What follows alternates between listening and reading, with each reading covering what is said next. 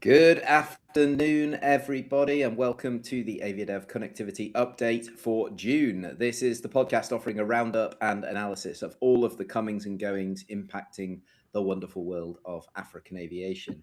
I'm your host, Jon Howell, CEO and founder of AviaDev Africa, and as always, I am joined by the two best connected men in African aviation, Behramjee Ghadially and Sean Mendis. So, gentlemen, welcome back for episode 33, I think it is. Oh, okay. 33. How time flies. 33. But 33 with only us two or overall? Well, overall, this is episode 380 something, but you would know that, wouldn't you, Behramjee? Because you're watching. So, Behramjee, before we kick off... You're the numbers guy, Behramjee. You're the numbers guy. Come on, I'm getting worried here. Don't rely on me. How was your first AviaDev experience, Behramjee? Oh, it was very nice. Very, very interesting. I met a lot of nice people. I wrote my honest review about it on LinkedIn. So I was very happy, and I would highly encourage people in the industry, especially in the African industry, to attend. But I have an idea, John, just a short idea. I think this has potential to expand to even the hotel industry, because at the end of the day, hotels also need to know how many passengers are coming into a certain country. You're going to tell them about FHS? I know, that's where it came from. We came from a hotel conference that are... Oh, okay. Yeah. So it's a very, very good point. Well made. But yeah, I think we've got some debrief notes, but it was great to have you with us. We've got some great photos, got some good experiences. I think, a lot of the people realize that you're real, and that we're all human beings. He's so that not was good. a yeah, exactly. Behramjee comes across a bit of an AI bot at times. Yeah, no, not at all. He's completely unique. So this month we have got a really huge month. We say it every single month. It just stuff piles up and adds up, and it's quite varied. So I think we've got 11 topics to cover. We've got $1 billion Boeing order in Uganda, Air Zimbabwe potentially coming to London, a UK first for Zanzibar, a route announcement that came on the stage at AviaDev as well. So for those watching live, either on LinkedIn or YouTube, you can drop a message into the chat. We are monitoring that. We will respond. Let us know where you're watching and what your questions are or your comments as we go through over the next 75, 90 minutes, something like that. And then, of course, the quick disclaimer before we get started that, of course, the opinions of my guests shared here are not necessarily those of AviaDev. So with that said, let us start with the biggest check written in African aviation this month, signed in Entebbe, although perhaps we're a little premature and the check isn't signed, Sean. So talk to us about Uganda Airlines. It was obviously the reason that our event patron, Atta Girma, couldn't be with us in person at the event. He was busy. And we also wanted to wish him a very happy birthday for yesterday, didn't we? Yep. So, yeah, over to you. Happy birthday, Atta Girma. I was going to lead off with that. Happy birthday to Atta Girma. He turned 83 yesterday. I caught up with him. He didn't make it to AviaDev, but I caught up with him in Lome at the AFCAC event a few days later. And, he's going as strong as ever. So, I think this is hopefully his last Boeing order, but you never know. But yes, Uganda Airlines effectively has signed a memorandum of understanding with Boeing. Neither has put out specifics of the deal publicly, although there is a lukewarm press release that is floating around, and a big thanks to Shakila for forwarding it to me, because I would not have found it otherwise.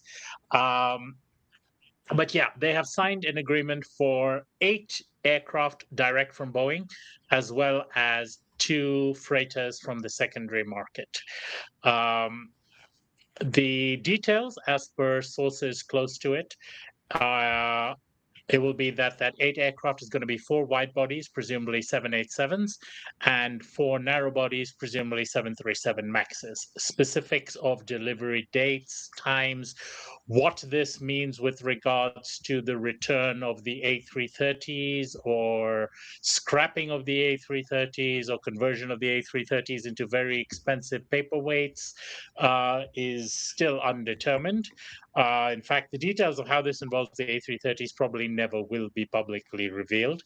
My understanding is that the formal check it's not even the check, the formal signature for the official Announcement. order will be appended at the Farnborough airspace. And yeah, I think that's pretty much all that there is officially for it. We await the official details, but I've always said that the only way that Uganda Airlines can be saved is by tearing it down and building it back up again from scratch. And this seems to be the building it up back again from scratch before it has been torn down. But knowing Girma, I am going to make the assumption that there is a tear it back down, which is an exit strategy for the A330s before the buildup begins. So fingers crossed that is what it entails. And if so, I'm not going to say it's going to be successful, but this is probably the only chance they have of being successful, because as it currently stands, it is effectively a failed airline. Yeah, and being successful. So I know you've got some ideas here, Behramjee, about how they can and will use the aircraft. So go for it. Just give us the overview now that we know what Yes, the order is. Or I've actually got a list of pros and cons, but it is more or less using the same theme that Sean said, rebuilding the airline from scratch, because this order basically signifies that. So let's start with the positives. The positives is that the order is probably right sized for what the future long term strategy should be: equal number of wide bodies and equal number of narrow bodies. The wide bodies being the 787-9.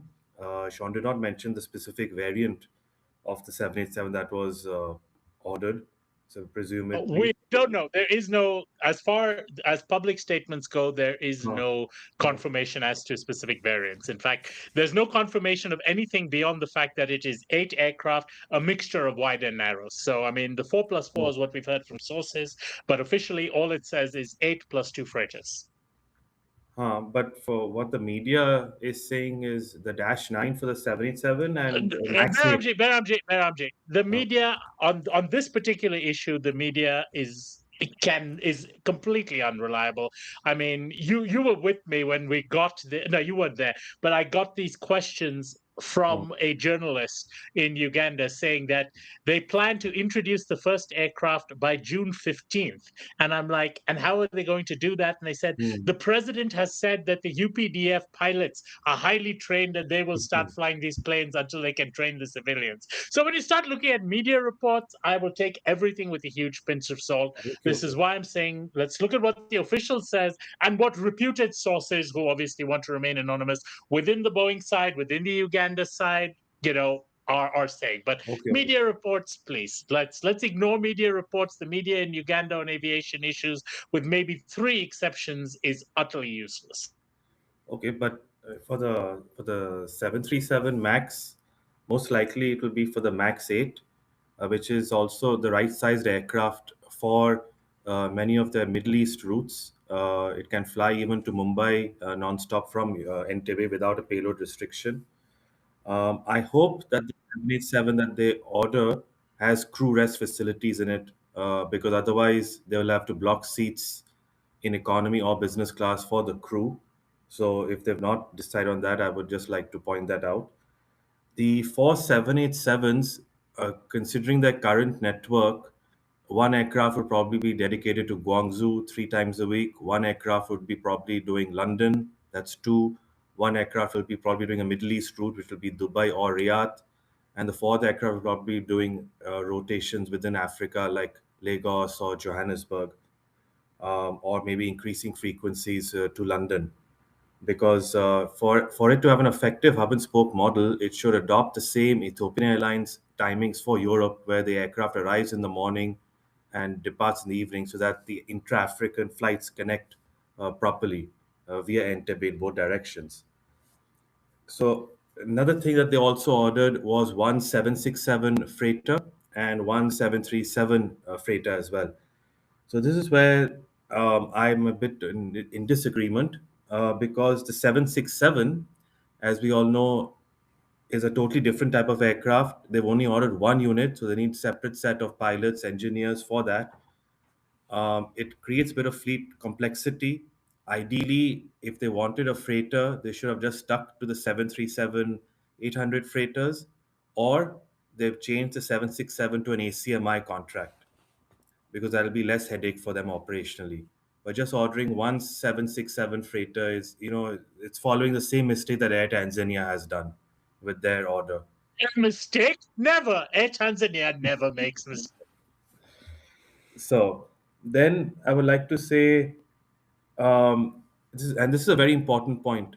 They've ordered the aircraft mix is correct, but where will they find the right number of pilots to fly these airplanes? Because to be frank, Uganda does not have a large aviation pilot community like, say, Nigeria has, or a few other African countries like South Africa. So finding the right number of pilots, they'll have to hire expats, obviously, once all these planes get delivered, and they'll also have to They offer. did exactly this with the 330, Behramjee. When they brought the 330s in, initially Rishworth was recruiting 330 crews for them, and slowly they phased in Ugandan captains. They still have some expat captains on 330, as far as I'm aware. So I don't think Yes. that's going to be a major issue for them. They've already got the same situation with their existing wide-body fleet of the need to quickly escalate local captains into that. But crewing is not going to be a problem for a small fleet like this. I mean, you can get enough crew from the secondary market to crew 4 wide bodies like that, and especially if you're going to offer them European bases and rotations, easy. Yeah, but currently wide body fleet is only 2 units. They don't have a narrow body fleet, so essentially it's an increase of 4 wide bodies and 4 narrow bodies. So it won't be that Well, we're easy. not going to see. We haven't seen what they're planning to do with the CRJs, and currently they crewed for 4 That's one of my CRJs, and I points. believe 2 of them are AOG. So my understanding, again from sources within, is that they intend to retain the CRJs and That deploy I the fully agree. CRJs on domestic and near regional. Yeah. So Yes. that is my understanding of what the plan is. You can't go wrong with that. But remember, the CRJs were a bad decision anyway. They are the wrong variant for what they wanted. There's the last production models of an aircraft type that was marginally successful at best. So I'm not convinced, but it's the CRJs were far less of a problem for them than the 330 were. In fact, Of the course. CRJs were probably their best choice in the startup was choosing CRJs, given the long experience that Ugandan Precisely. carriers have had with CRJs technically in the past.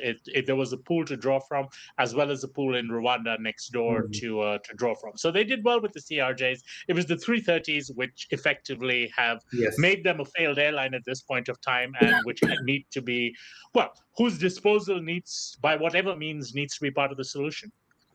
Yes, the CRJ, when I was at Arica, when the former Air Uganda fell apart, we hired 15 of their CRJ pilots in 2014 or 15.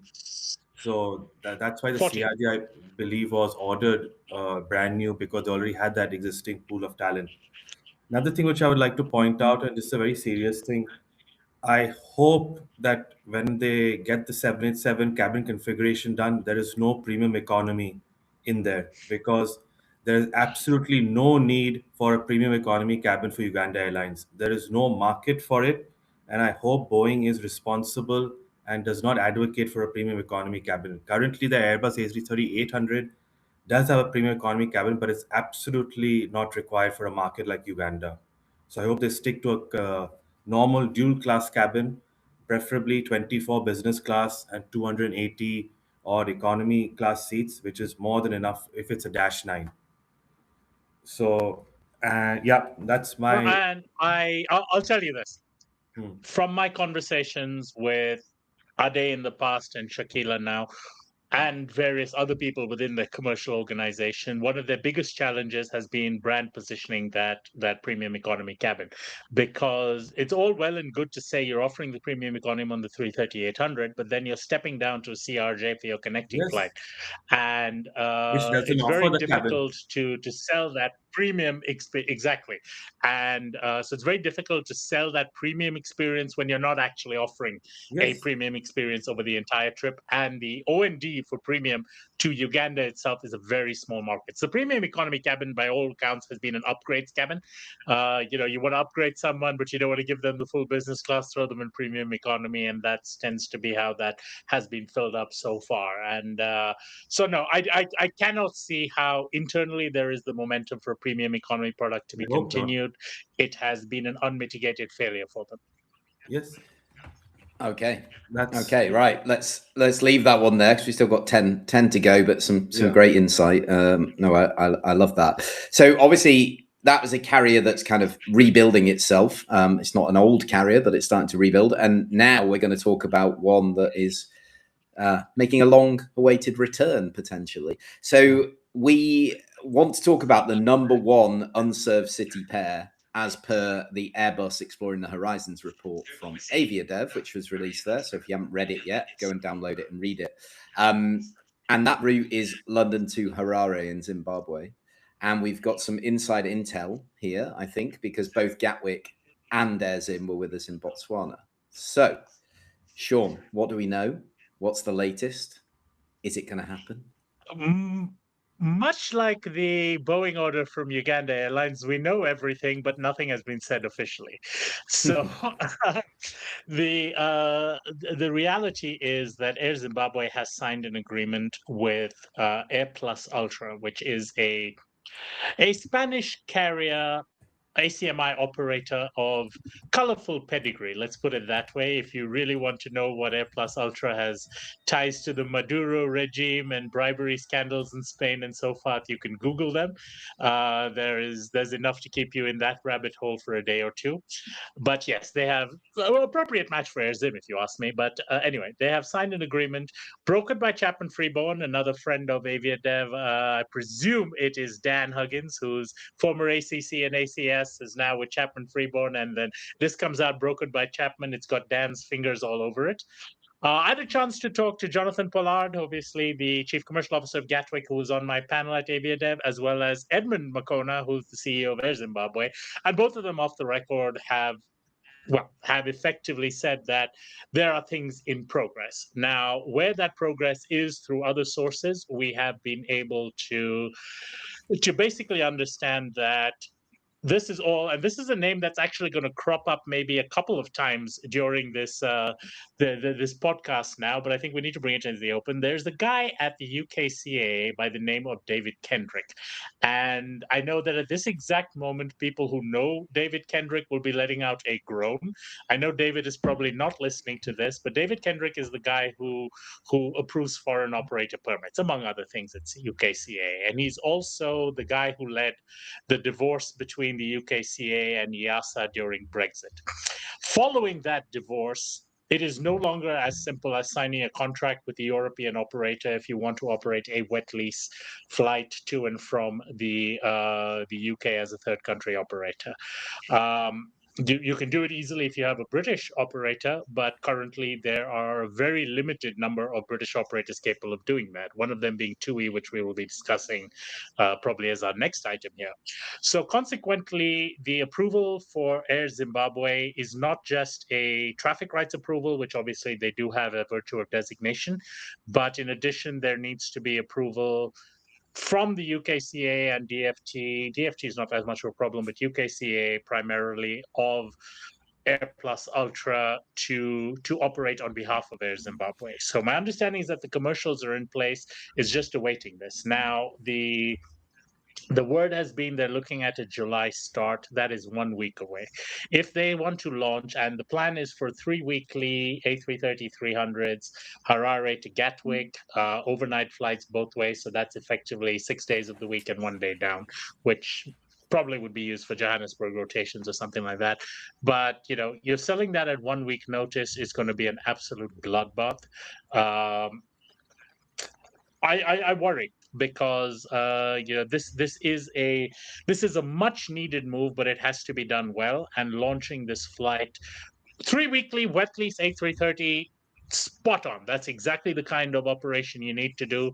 But you cannot launch that at 1 week notice. You cannot launch it for this summer. This summer sales are done. I mean, if you launched it at Easter time for the summer, you had a chance of capturing a little bit of that market. But where it stands right now, if you launch this flight for this summer, you're done. You will lose more money than you can afford, and it will put AirZim, which is slowly, very slowly climbing its way out of a very deep hole. It'll push it far deeper into that hole. So my only piece of advice here is, guys, please, please, please do not think of starting this flight with 1 and 2 weeks of advance notice. If you cannot get a month to forget a month, I mean, you should be getting at least 3 months, but 2 months of advance sale. If you cannot get that in there, just target November, December, and improve your regional connectivity where you can connect through Harare to, say, a Cape Town, to a Joburg, to things like that, because those are infinite demand markets where you will be able to draw even in the off season, or the decent yields over in the spill traffic in the opposite direction during peak season, because the Zim market obviously is heavily VFR driven, and that is very seasonal. So that is my advice. I've given it to them in person, I give it to them in public, and I just sincerely pray that the politics are not going to force them to launch this route when they quite patently cannot sustain it at such short notice.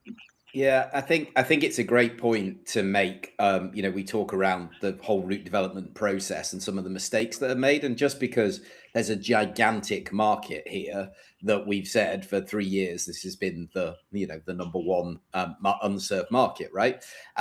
Doesn't mean that if you make a mistake like such a short lead time to put a flight on sale, you're just chasing your tail straight away. So really important that you give it enough time to actually for the world to be sensitized that this thing is actually happening, and give yourself a chance to make some sales and get some money in the bank. Behramjee, how do you see this one? Anything you want to add? Oh, yes, I have a lot of statistics for this. Oh, great. Firstly, the number one unserved market from Africa intercontinental is not Harare to London. Despite what the Airbus report stated, the actual number one unserved market is Kinshasa to Dubai in 2025. So let's get that out of the way first. Now, with regards to Harare to London, the market grew last year by 16% year over year. It grew from 119,000 to 137,000 round trip passengers. Point to point, Harare to London, the rest of the UK was an extra 34,000 passengers from Manchester, Bulawayo, Birmingham, Bria Falls, etc. Sorry about that. So that's one thing. So we're looking at a market size potentially for Zimbabwe to the UK 142,000, but London itself is quite big. Now, Sean correctly mentions 3 times a week using an A330. It needs regional feed. Places like Lusaka, Dar es Salaam, Entebbe, Johannesburg, etc., to feed it properly. The flight will arrive in the morning and depart in the evening, similar to what Ethiopian Airlines does with their London Heathrow flights, and what we suggested Uganda Airlines should also do. And just to let people know regarding who currently controls the market, Ethiopian Airlines has 58% market share on the London to Harare route currently, followed by Emirates 15%, Rwanda Air 9%, Qatar Airways 8%, and Kenya Airways 5%. Ironically, though, Emirates, which has the second highest market share, 15%, and though it was the most backtracking via Dubai, their average fare is 25% higher than the other one-stop operators, Rwanda Air, Qatar Airways, and KQ. And what I find surprising about this is that KQ, which has now 12 flights a week to London, their market share is the lowest amongst the one-stop operators. And I find that quite sad and quite eye-opening, because they should have a much higher market share, logically speaking, than Rwanda Air and Qatar Airways. So there's something that KQ needs to look at, because their connections seem to be quite good in both directions. So I don't understand why they're suffering with that. Maybe because they have enough point-to-point traffic, already sustaining that flight. But Harare is a niche market. KQ currently has such a bad reputation for reliability that people are going out of their way to avoid them. And I hate to say it, I've told this to Martin, I've told this to Julius. It's the reality. They need to step up their game because their long haul fleet in particular, as well as the 737s and the Embraers, but the long haul fleet in particular, they don't have subs available. So when something goes down, you get really messed up, and especially with VFR traffic, where you're traveling with kids, where you're traveling with a tight window of leave from work or whatever else, they're very price sensitive, but they're also very reliability sensitive. And ET in particular, the Gatwick flights now connect both ways via Harare, and they're offering much better fares to Gatwick than they are to Heathrow. And you've seen that's why they've gone. If you look at the trend from 23 to 25, I think Emirates was actually the leader in 23.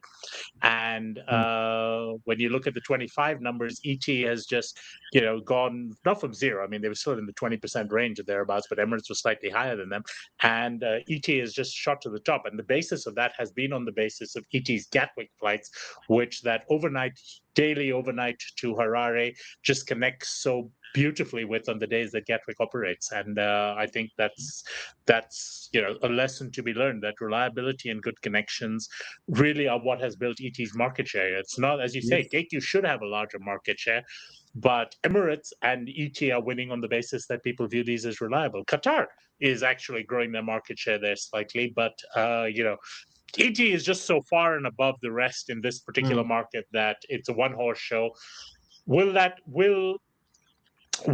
Air Zim's entry into this market hurt ET? Of course. It will in this market, Logically. but I think, it will. I mean, without a question, a big chunk of that market will go, but ET will remain the second place player.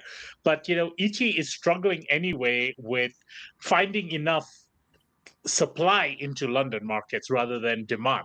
So for them, it's really going to be a case of we'll just, sell that from Johannesburg or from Lilongwe or from Dar es Salaam or from Zanzibar or wherever else. And I think that's a good segue for John to lead us into the next section of our point over here, which is another route to the UK and London Gatwick.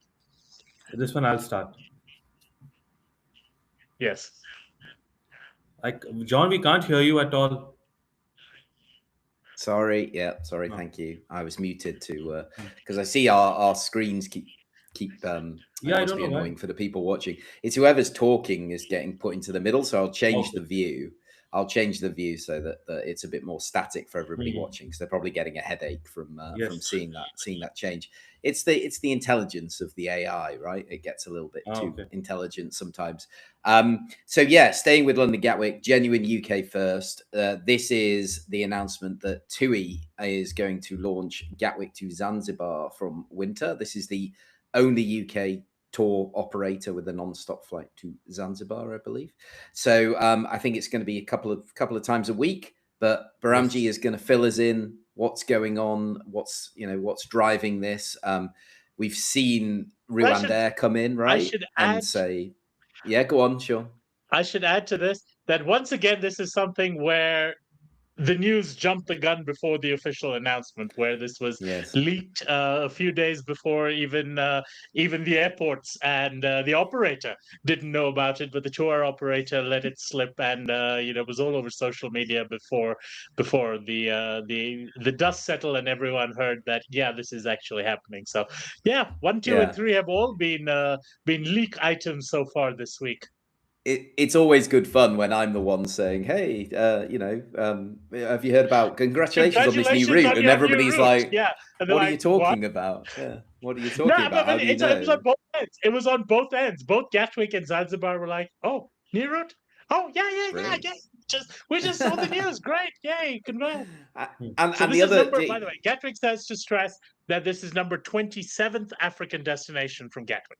Wow, that's amazing. And just before you start, Behramjee, just to go back to your point, Sean, on the lead time, they're saying this is going to go on sale like next week, but it's not going to start until November. So again, you've But November 2027. Exactly, but it's gonna be on sale so far ahead because they do they do this huge lead time thing because it's a tour operator, and why do we always want to do things, tomorrow and not give them chance to succeed? So anyway, Behramjee, over to you.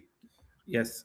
I was very, very happy and excited when I read this announcement, and I would actually shortlist it from now to be my pick for the new route announcement for the year for our awards in December, because I really 26 or 27? well, it was announced in 26 and it'll be starting in 27, similar to what SM Brussels did with the Kilimanjaro announcement. So I was very happy because this route has been begging for a non-stop flight to the London market from Zanzibar for a number of years post-COVID. And the numbers prove that. Not only do the numbers prove that, but even the average fare yield proves that. The entire London market to Zanzibar last year was 85,473 passengers round trip, and the average one-way fare was $746 with YQ included. And that's for an 8.5 hour flight, which is about 4 hours less than Thailand or Vietnam or Singapore, etc., where the yields are a bit lower.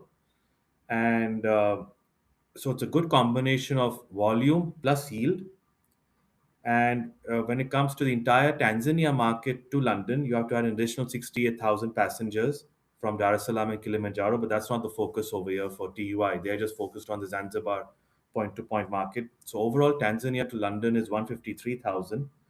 And out of that 153,000, 56% is valid for Zanzibar. So more than half of the London Tanzania market is Zanzibar by itself, without a direct flight presently. Now, as John, you correctly said, TUI did announce this 1 year and 4 months in advance, which again has pros and cons, because announcing it so much in advance also gives enough lead time for a competitor to react. A competitor which has much more financial resources, like, say, British Airways or Virgin Atlantic. However, I do not believe this route is a British Airways type of route, because their aircraft are more premium focused. The cabins are more premium oriented. But I will not be surprised if Virgin Atlantic takes a shot at this route, 3 times a week as a seasonal service from London. That's So I just think just to jump in though, the yes, thing here is the TUI ecosystem, which is they're going to have Precisely. the airline, and they own the hotel, and so they'll put the correct. package together of you Yes, fly yes, with I us, understand we that. transport you to the hotel, and then we keep you in the hotel and all inclusive, and all the money goes back to HQ at TUI, right? Which is always a conversation around destination development and what is the actual benefit for Zanzibar, right? That is a Correct, correct. conversation I know Zanzibar is having, and other destinations saying, do we want more of these all-inclusive type resorts where the money is kind of ring fenced? They're coming to our country, but they're not spending it. Cabo Verde is a great example of that Yes, with TUI as well. even Dakar, So, they have the resorts in Dakar and they fly yep. winter seasonally. But I just feel there is an opportunity for Virgin Atlantic if they want to experiment with the 3 times weekly winter seasonal service initially. TUI does have the advantage, as you correctly said, with the hotel and package mixed together. But there is room, because the market will be heavily stimulated. The Brits like to find new places to go for beach holidays. Stimulating the market, say, by even 40% in 1 year means an extra 35,000 passengers, which means, okay, Zanzibar to London could become 120,000 passengers in a year once TUI goes up. So I feel there is room for one more airline in this market. And also, you might be surprised, just like the Russians, the UK old folks might also be willing to invest in some property over there. Oh, not this again. It's But I think the it's other thing, yeah, I go think on, it's the Sean. warm water of the Indian Ocean, which is really going to be That's the the draw, attraction over isn't there, it? isn't That's it? the Yeah. draw. It And is. It is. and by the way, Zanzibar is a year-round destination now. It's no longer Yeah. seasonal. So Yeah. that's also a Because of big thing. it's equatorial, There's no right? So it's seasons over there. Yeah, It's by the equator, so it's always summer there. yeah, it's yeah. always good. Because I think the thing to understand as a Brit, Behramjee, knowing the TUI product, is it's the kind of thing that they're putting out there now to get into the printed brochure to be given to those people so huh. they can plan their holiday for Didn't you next used to winter, be a right? tour rep? I did. Didn't you Not used for to be a TUI. tour rep, John? Yeah, Okay. not for TUI though. Where? Magaluf or Oh, one in of those? Corfu in Greece for Olympic Corfu. Wow. holidays Okay. in 2003. Wonderful. Those were the days, and then Corfu. I also for remember. Mark Warner ski holidays I and remember Ingerman's ski Asterix. holidays in Canada. Asterix, the comic book, had a Oh series yeah, in Corfu. In Corfu also, there was one oh yeah, of episode in course. Corfu. It's a beautiful island. Hmm. Yeah, beautiful island. So good memories. Now, but I'm just going to say this one thing. If Virgin is going to go into it, and similar to TUI, Virgin has Virgin Holidays, and Yes. Virgin Holidays drives a lot of their vacation products, such as Orlando, for example. I mean, their Manchester, Orlando, and all their Orlando services Cape outside of Town the Heathrow also. ones are pretty much So there's a lot. Cape Town not as much. Cape Town's a lot of independent travelers, but Yes. their Florida in particular is driven heavily by Virgin Holidays. If Virgin Holidays is going to get into that Zanzibar market, as by rumors which have floated around, they have looked at expanding out of their traditional zones. I actually see TUI entering this market as being a bit of a red flag to Virgin. It is an unproven market that, unlike Florida, where, it's a proven market to take the bucket and spade flights all summer long. I think Zanzibar, they'd be happy to let TUI prove the concept before they want to try and get into the little battle on it. So I don't see Virgin preempting this by any means. I think if TUI hadn't come in, maybe Virgin may have considered it, but Virgin's a lot tighter with the Heathrow only operation, with more fleet constraints, with alliance numbers, with Delta ownership, there's a number of different issues of driving Virgin's fleet deployment decisions, while TUI also, I mean, believe me, TUI is a gargantuan bureaucracy in itself, but it's a very different set of criteria that they will use to select a route such as this one versus what Virgin would. So it's Yeah. not apples and oranges, it's apples and sheep. And they've got the infrastructure. There is this big hotel, I think, called the Mora Yes. in the northeast. Then they have one on the west side. They've already got the hotel bedrooms that they own and control. So now they're just controlling the supply chain end to end, right? Yeah, and remember, TUI Group is already flying there. Yeah. TUI Netherlands is already flying to Zanzibar. So it's not like TUI Group does not have experience with the Zanzibar market. All they're doing now is that TUI UK is going to piggyback on the TUI Group's existing ground infrastructure. So it's, as I said, it's a very different set of dynamics than Virgin, who would literally be virgins in that market. Yeah, and fascinating how that sort of looks versus like a Discover, right? Which is a very leisure-driven outbound German tourism, but Discover don't own any of the properties. They're not a tour operator. They're a leisure airline that then plugs into whatever else there is. I don't think they have a holiday product, do they, Sean? At least not yet. No. They have there's going to be but something in the Lufthansa. There's something in the Lufthansa group in terms of, I know there's Lufthansa's, various travel brands within the Lufthansa group, and I'm sure that's tied into there. The sprawling entity that is Lufthansa group often doesn't even know what its own tentacles are. I just think what they have to do, knowing the Zanzibar team, knowing that strategy there from an investment perspective, they're trying to be careful to manage that you don't end up with. They want a spectrum of travelers, and that's what I loved about Zanzibar. You can go and get a bed for $6 a night in a hostel, or you can spend $6,000 a night on a private island, and everything in between. And that there is something nice to be said about that. They just want to guard against these kind of ring-fenced, all-inclusive resorts that suck the money away, provide employment, but not that much else necessarily. And that's an interesting debate to have. Behramjee, sorry. Yes, the last thing I would like He's to about say, to burst, I think. Yeah. Air France has been very, very successful flying the Zanzibar route over the last year in particular, especially with the combination with Kilimanjaro. They're increasing it to a daily flight in the winter peak season this year. So Air France, by virtue of being Sky Team, Virgin would obviously have some data to see how well they've been doing. But also for Virgin, again, I'd like to say they can, due to the short flying time between the two cities, they in the winter season when they have wide body aircraft to spare, if they fly 3 times a week, it's basically using half an aircraft because they can easily do the rotation within less than a 24-hour cycle. So 3 times a week would basically mean half a wide-body aircraft.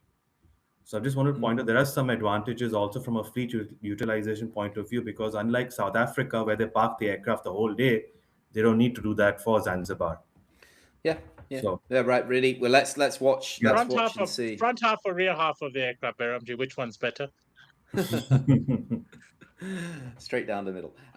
Right, let's go to West Africa. Let's go to Ghana, where Emirates have announced they are going to add 4 more flights per week between Dubai and Accra. So that will be from daily to 11 times a week. So huge capacity going in to the Ghana market. What's behind this? Who wants to go first? Behramjee, you got some numbers on this one? Yeah, I do. Go for it. I do.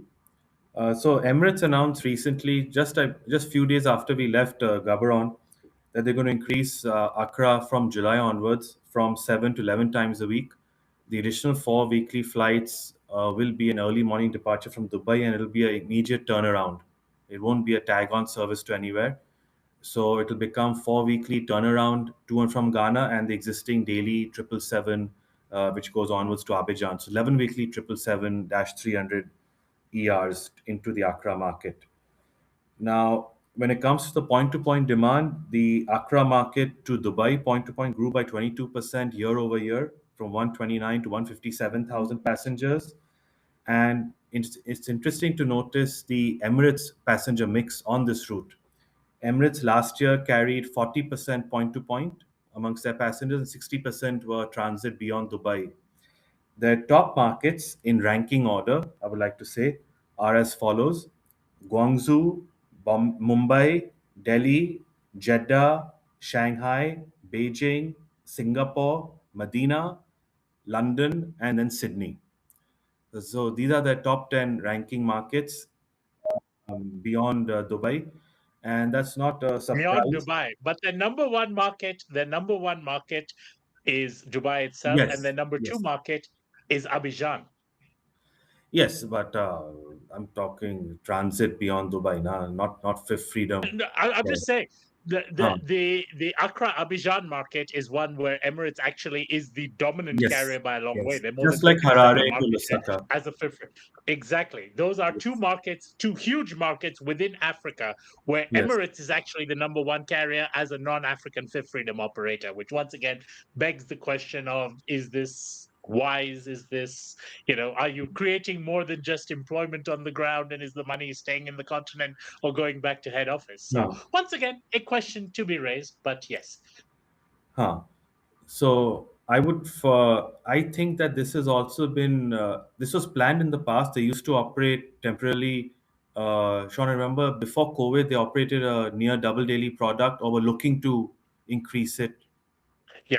So I'll give you the backstory on that. That was something that was planned in 2019. But just before you continue, let me just finish. I also think that this move was premeditated because of the Etihad impending arrival into Accra. Absolutely. Yeah. Absolutely. So definitely this is an aggressive move by them commercially, and they want to ward off any market share poaching of Etihad by increasing their flights as soon as possible. And if you look at it in hindsight, I think I told Sean this story. In 2012, Etihad announced Washington, D.C. 2011 or 2012, they announced Washington, D.C. with the 1-year advance notice. Emirates at that time was not in Washington, D.C. Within a couple of weeks of announcing that, Emirates announced their intention to operate to Washington, D.C., but starting 4 months before Etihad. So yes, there is logic in announcing a route many months in advance, but if you announce it too much in advance, you're also creating an opportunity for your immediate competitor to strike first. I just want to say that. So Sean, continue with your backstory. Agree with you. Etihad today is a very different animal than it was in 2011-12. I think I know. I'm just giving we've seen.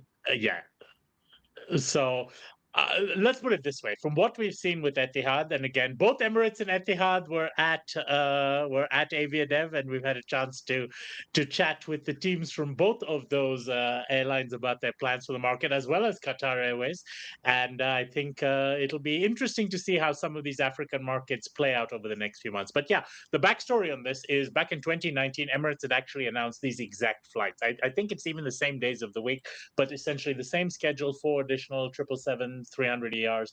And back then, it was largely being driven. I mean, obviously, the O&D market is important, but it would have improved connectivity to Africa World Airlines networks, where we had just signed back then when I was with AWA, we just signed a partnership with Emirates, and this would have given Emirates a better flow. So it would have arrived just in time to make our connections to Freetown and Monrovia in particular. And Emirates wanted to try and capture a lot of the market for West Coast destinations over there and push it. And in fact, we even offered them, similar to what we'd planned with South African Airways on Accra, Abidjan, where SA would have pulled out of Abidjan. I would have co-shared with us. But the problem is that a big chunk of Emirates' Abidjan business is driven by belly cargo. And so they have to keep that Abidjan, but Abidjan passenger numbers aren't strong enough to justify a 777, as well as the fact that Abidjan needs a tag, because the hub bank could not be hit. It's too long a flight for a hub bank to hit off the main hub. So, with the combination of scheduling and market dynamics and the fifth freedom and partnerships and everything else, they couldn't. In fact, those 4 additional flights they announced in 2019 were yanked before the flights even were due to launch. I think it was the pre-sales were horrendous. It was just a poor timing to do that. The market is growing now. I'm not going to say it's going to be successful or not, but if you're going to if you've got the spare capacity, which obviously they do have, because they're getting a lot of 350 deliveries coming up between now and when those flights launch, and those 350s will backfill 777s elsewhere, freeing up 777 capacity. Accra is an established market. It's a good yielding market.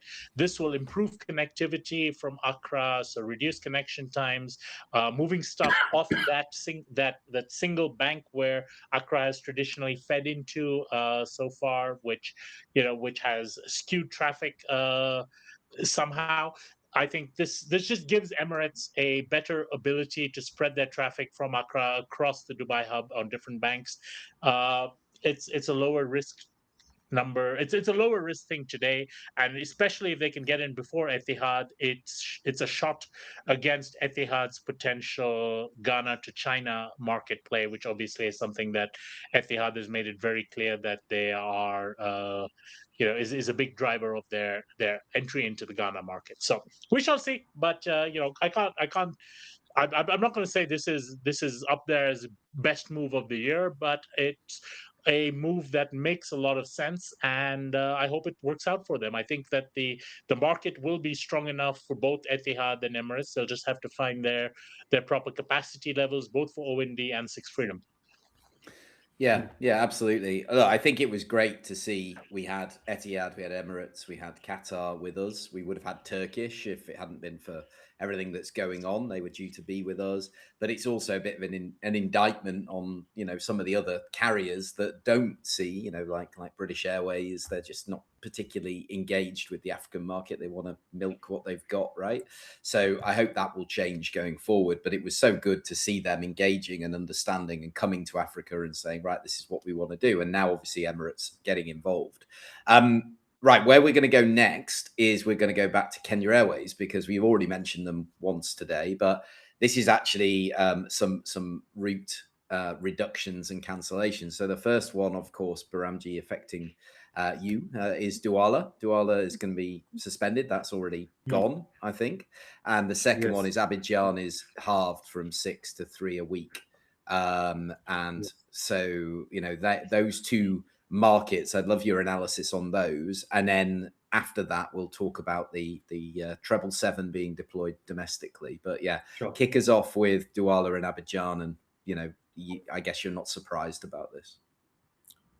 No, I'm actually not surprised, and I'm actually very happy that Kenya Airways suspended Douala, because when they moved their afternoon flight, which I've taken twice before, to an overnight flight with an extension to Abidjan, The problem was it lacked connections via Nairobi in both directions to the main volumetric markets, namely being Johannesburg and Bangkok, Guangzhou.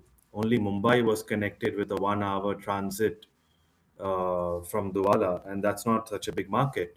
Dubai, Guangzhou, and Johannesburg were very big volume markets for them, and they were not connecting. Plus, at the end of the day, the point-to-point market does not like arriving into Douala so late at night, as well as their fifth freedom, Douala to Abidjan, arriving to Abidjan at 2 or 3 in the morning, departing back an hour later. It was not conducive.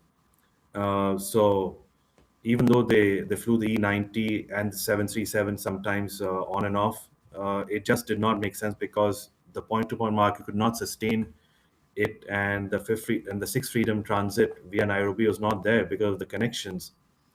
So I'm happy that they suspended this route because it could not be sustained. It was probably not even covering its cash costs, obviously, and they could redeploy the aircraft on a more cash positive route. Also, with regards to Abidjan, what I've noticed is that Air Peace has become very, very aggressive on the Abidjan to Dakar market, which Kenya Airways also competes against.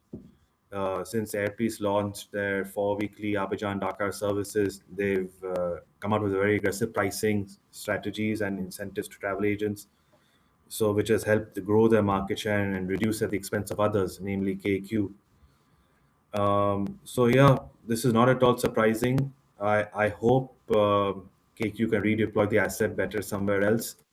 I would suggest Abuja because Abuja desperately needs an extra flight to East Africa, connecting to other parts of Southern Africa. And if you saw Theo's report as well as Gert's report, Abuja to Nairobi remains one of the top intra-African O&D unserved markets. Yes, it was about 24,000 point-to-point passengers last year without a non-stop link. But most importantly, with Abuja, the yields are very high. Now, I remember Martin telling me a few years ago when I met him in Nairobi. As well as Gert's report, Abuja to Nairobi remains one of the top. We're suddenly getting echo at your end, Sean. I've muted him. Okay, yeah. Okay. Don't know what happened there. The problem with Abuja that KQ had in the past was obviously the forex issue, but also when they used to fly the E90, that a lot of left behind baggage. So if they want to return to Abuja, the demand is there, the volume is there, the yield is there. They should look at it initially 3 or 4 times a week, but with the 737 to start with, so that they don't have the headache of leaving baggage left behind. But it can be easily sustained. Now that the forex issue has been resolved more or less, so I don't see why they should not be there, because it will help feed their network quite nicely. Now, regarding the 777, we discussed the 777 reintroduction in our last podcast, if I'm not mistaken. But we were talking about London, right? Not Mombasa. Yes, Mombasa. I just saw it today morning when I woke up. Yeah. That they're using it. It's obviously for crew planning and crew training purposes. Exactly. It's for getting back in there, but they're making a big wahala on the marketing side with it. So I can see Martin's fingers on it. That don't fly the 777 back on London to Mombasa. On Nairobi to Mombasa. So good for them. You know, it's given a choice of flying on an Embraer or a 777. I can think that especially the premium passengers, you'll get your little flatbed for your 20 minutes of airtime. Yes, and it's also for all the airline enthusiasts in Nairobi and Mombasa, like they can experience something which they've not on that domestic route. It's just a short thing, so it's good for marketing as well as for crew training, etc. Nothing to lose. Exactly, they've maximized the opportunity, and we can turn this into something quite novelty and get them, really sensitize the local market, and then say, right, now we're going to put it on the on the longer haul stuff. Which it'll be interesting though to see if they will reactivate their second 777 also that's been given to Turkish. If that will be their plan is to bring in a second 777. That's what they have said. However, my understanding is it's not going to be one of those with Turkish. Those have other plans for those. So it's going to be a second 777 sourced from market at time TBD. KQ right now with their fleet pronouncements. I listen to what George says in 1 year and comes out the other year. They're just chattering about everything. Absolutely. Where would you think they would deploy their second 777? That Bangkok Guangzhou tag, or maybe Dubai? Who the hell? I don't think. Look, they. Yeah, I don't think even they know what they do. There's. No, just ask a hypothetical question. I don't like hypotheticals. Where they would probably deploy it is on the routes where they have the highest volume. So highest volume at this point of time is London. It potentially could be Guangzhou if they did it directly, but they are not doing it directly, and there's a good reason they're not doing it directly. So the reality is, other than London, I really can't see a route where they could deploy this with even a potential of making money on a regular basis right now. So personally, I think I would not even have gone for this 777 because it adds fleet complexity and everything else. But given the nature of the fleet transaction and the fact that the plane was already there, I can understand why they are doing it, because they need wide body capacity. I would have preferred to have another 787, but hands are tied. Their lack of financial capability is driving suboptimal decision making over there, and that is always a dangerous thing when stakes are high. So I leave it at that. Absolutely. Right. Let's move to our next one. I'm quite excited about this because I haven't told the guys, but I have done a little cut of a session from AviaDev. So we're going to play that now and then get the reaction to this. So here we go.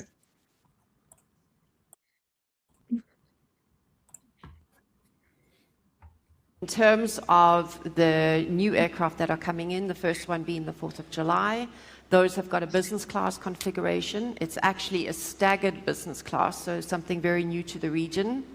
I joke about it in the office that it's great for marriages because you don't actually sit next to your partner. They're somewhat behind you, so really good for that. But yes, it's going to be something completely different. And we have, as you mentioned, the Johannesburg to Zanzibar route. As soon as the new aircraft are available, we'll switch that out. And Cape Town to Zanzibar coming too? Yes, yeah. So we'll switch the current E2 out for the business class E2, so that'll operate on Joburg, Zanzibar. It'll operate on Cape Town to Zanzibar. And then we are announcing next week, but I'll let you guys know first since you're all here. We are doing Cape Town, Mauritius as well with the new E2s. You heard it here first. And then with regards to Cape Town, Lagos, obviously we can't say anything, but I plan to take your $10 before the end of the year. All right. Sean, you remember that very well from AviaDev the other week? I remember it.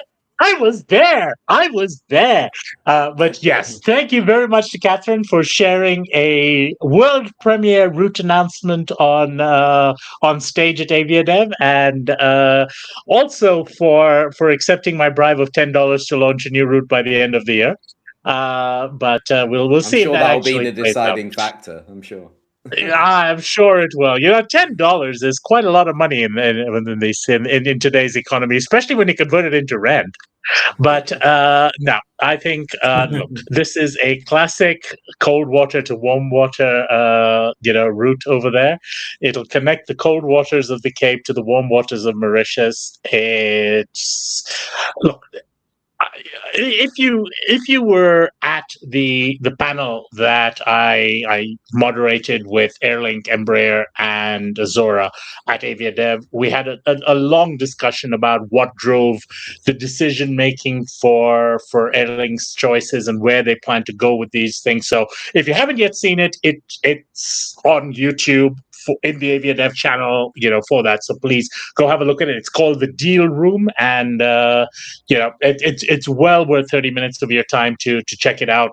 I'm not saying that because I moderated, but because I genuinely think it really gives an understanding of what drove the airline's decision to choose the E2, how Embraer marketed it, how Azora came into it. It's just it's like a jigsaw which started off in pieces and then just sort of comes together by the end of the thing. But one of the points which Catherine made over there was that it's allowed them to look at markets, Cape Town to Zanzibar, Cape Town to Mauritius, which they previously did not have the fleet type to be able to serve appropriately. And Cape Town to Mauritius is somewhere that currently SAA operates and Mauritius operates. So Mauritius operating with the wide body, I think just twice a week, maybe.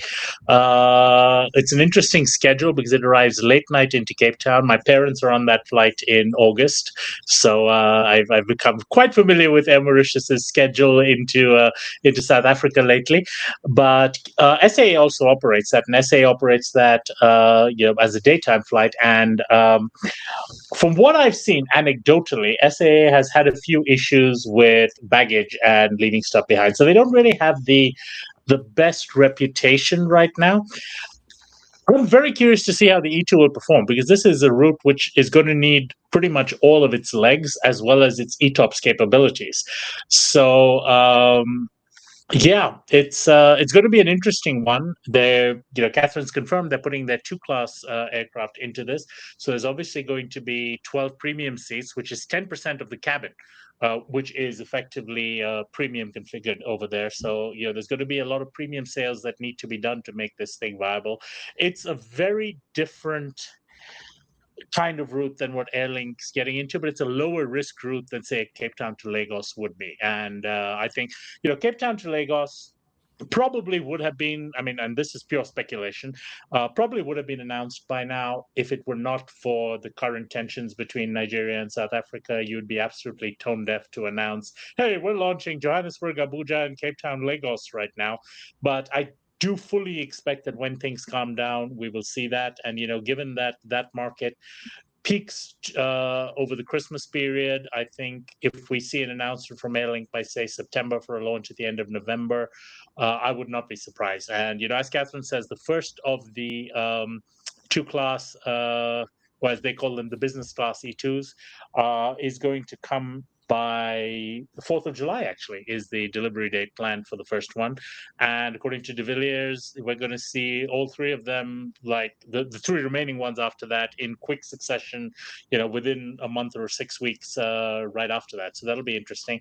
And I don't know how true this is, rumor is that one of them might be in the black Skybox livery, like they currently have one of the 190s and one of the 135s in that livery.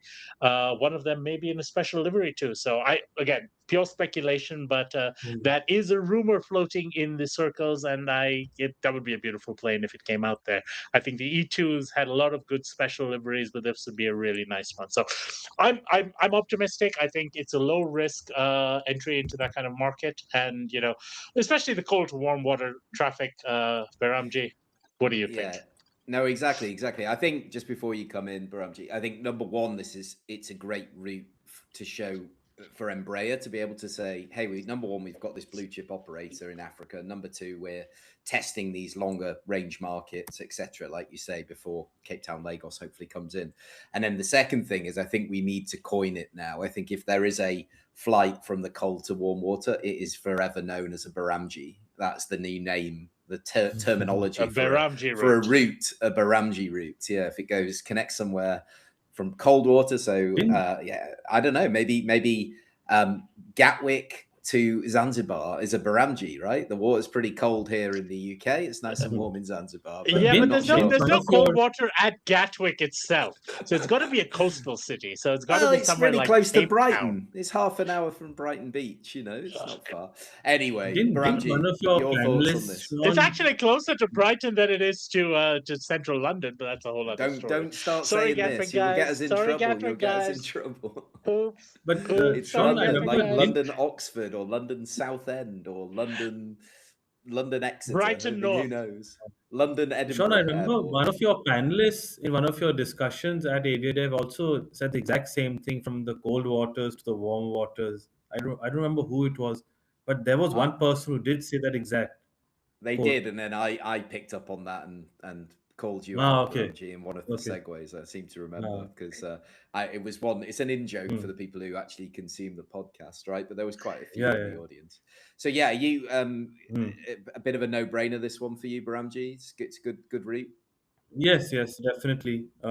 Cape Town to Mauritius last year, about 44,000 passengers point to point. Obviously, the point-to-point market is not their primary focus. It's going to be feeder traffic as well for domestic South Africa and a bit of regional feed via Cape Town to feed their Cape Town to Mauritius flight. It's a good testing ground for the new E2. It's good marketing material also for Embraer to look at how this flight performs with their aircraft. So, and it's low risk, twice a week only to begin with, and they should stimulate the market more. Air Mauritius is currently operating it with a 330. Am I right, Sean? 330-200? 330-900 is what is 900. currently scheduled for my parents' flight. But I've seen, it could be a 350 swap in as well. The configurations of those two are virtually identical to Air Mauritius. Your parents confirmed on Air Mauritius then? Yeah. I bought the Air Mauritius tickets on Friday. They are confirmed into Cape Town, back home from Joburg. So the open job just clinched it. It didn't have to worry about. And we're booked on Airlink from Cape Town to Joburg. So just shout out to the Airlink guys as well. I'm not letting you guys down. I bought my ticket on you one way, and I booked it on Safair the other way. And the reason I didn't book it on South African Airways is your guys' fuel surcharges are too high, and I warned you about this. So anyway, continue. So now we know where Sean's going for his summer holidays. So that's good. Right, let's move on because we've still got a few more to do, and we're over. Wait. There's something that Sean said which caught my eye. Johannesburg to Abuja. And I'm bribing Catherine $10 to launch. Sean said Johannesburg to Abuja is what Airlink is considering. I did not know that. Yeah. We've discussed it on a previous podcast. They filed for the traffic rights that have been awarded them. So Cape Town, Lagos, and Joburg, Abuja are two of the routes they filed for, and I'd expect, Cape Town, Lagos, and Johannesburg, Abuja, both are filed, and they're both ready to announce once the aircraft are in and the political situation calms down. Cape Town, Lagos will probably go first. It's higher volume, but Joburg, Abuja makes a lot of sense because if they time it right, they'll be able to get connections from within the region, which means you're not just talking about Joburg, Abuja, you're talking about... That should have a payload restriction. Payload what? From Joburg. Why? It'll have a payload restriction, but it will not have a payload restriction to the point that it becomes unviable. And with the two-class aircraft, you're going to be looking at a lower density configuration than what Airpeace has. And, we saw Airpeace was able to run that with pretty much an 80% payload on this. Look, I know the only way you're really going to see what the payload restriction is when they actually fly it. Right. I am optimistic that given the yields on Joburg, Abuja, even with an 80% load on that, I agree. It's workable. I remember South African Airways used to operate a 330 pre-COVID on Joburg, Abuja. What? South African Airways or 320? No, South African Airways used to code share an AWA from Accra to Abuja. So they used to fly the 330 into Accra and then code share an AWA flight Accra Abuja. No, but pre-COVID, that was what they did. They did 320 into Abuja at some point of time. KQ did a 190 into Abuja at some point of time, but none of these have stuck. SA did fly to Abuja. Well before COVID.